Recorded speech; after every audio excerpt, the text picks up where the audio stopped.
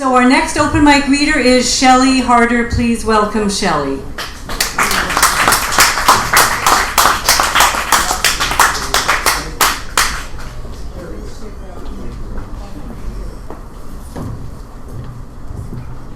Well, after the mood has been so lovely lightened, I'll take it as my responsibility to damper things a little bit again. So this poem's called Last Vintage, and there's this poetic form, I forget what it's called, but you have a stanza that has 4 lines in it, and then you write 4 stanzas that ends in each of those lines.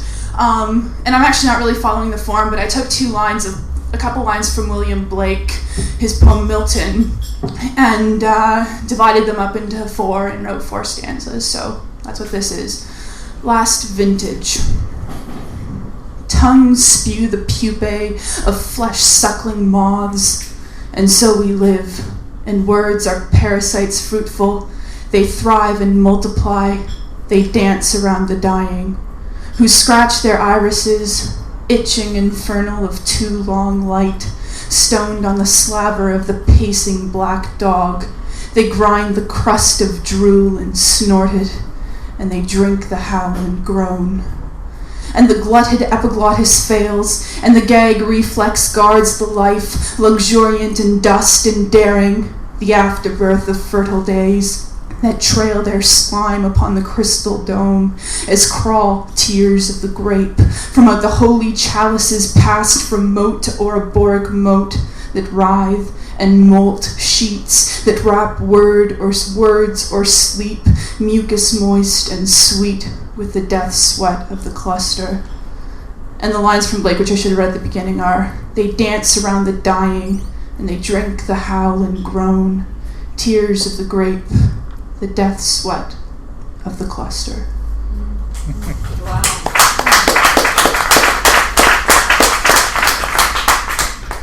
And this one's called And Grief Itself Be Mortal, and it's kind of a reading of Percy Bysshe Shelley's Adonais. And so I kind of take some stuff straight out of the poem, and so all the credit is, for the good stuff, is to Shelley and that Shelley with the extra E, and whatever. I'll just read the poem. Okay. Ravens are obscene, worms make merry, nothing is invulnerable. Ephemeral insects soon find our absence. The heavenly muse is chained to time. The why is all-powerful. Actaeon fangs himself. Smirking, the sun smites the blossom. Maggot hopes gnaw unwearied stones, insatiate in circumference. It's getting cold. With melodious pain, the flame is petrified. And then the last one I have is called Being and Tea Time. The west wind sang a love song to the sea because a woman loved her tea and the cat slouched joyful. The west wind sang, and it was all of love, the cocoa taste of love, its bitter smooth, the carnation pop of love, its scarlet lasting. As luxuriates the tail in the sofa's sheen, so tea strokes the esophagus. What was she then? Woman with cat and tea. What were cat and tea? What the wind? The blue of the sofa purled like the blue of a morning's pouting. A wind grows and grows, or sunders self from self, and leaf or litter ripple. The cat's paws stippled corners with shadow. What was it then? What cat is or shadow? Tea or shadow of tea over sofa? Sofa or wind? Wind over leg over sofa? What was it then?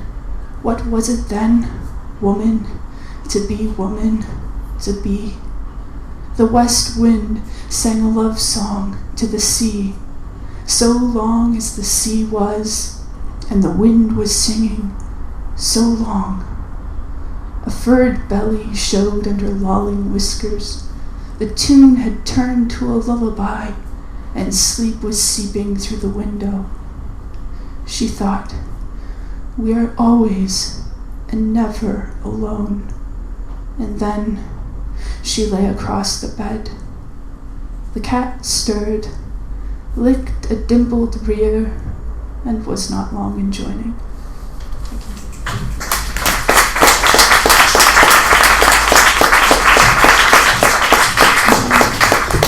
So I don't know if you're thinking what I'm thinking, but we have like the most amazing talent here this evening. Shelly, thank you. You always read beautifully, Shelly. And you know, one of the things that Stan's been talking about tonight is guerrilla poetry. And the first time that I did guerrilla poetry, it was with Shelly on a milk carton in Covent Garden outside the market. I remember it was really windy and we were blowing around, and Shelly just did exactly what she just did for us. You just kept reading in this absolutely intense and beautiful way. So thank you.